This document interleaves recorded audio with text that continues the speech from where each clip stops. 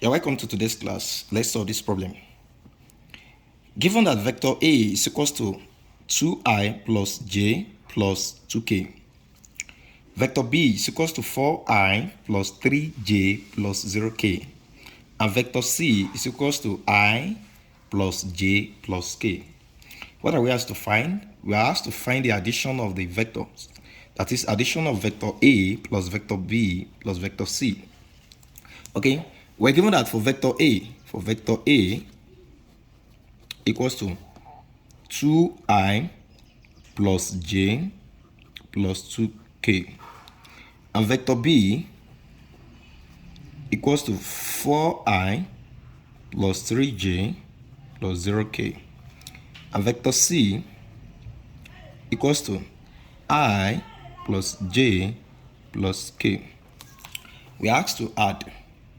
Okay? So what we do is that you will add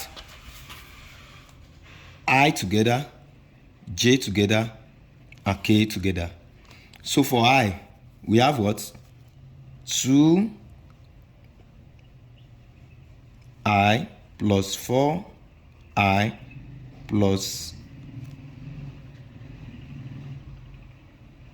this is the same thing as 1i plus I,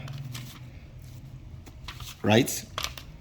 Okay, plus j, you add all j together. Not here is something as 1j, that is j plus, here is 3j plus another j plus k. Here is 2k plus 0k plus 1k, that is k. Okay, so addition of vector A plus vector B plus vector C give us 2i plus 4i plus 1i. This is the same thing plus I. Okay, so it gives us 7i plus, this is the same thing as 1j, that is 1j plus 3j plus j here. So that will be 1 plus 3, 4 plus 1, that is 5, 5j plus 2k plus 0, 2 plus 0, that is what?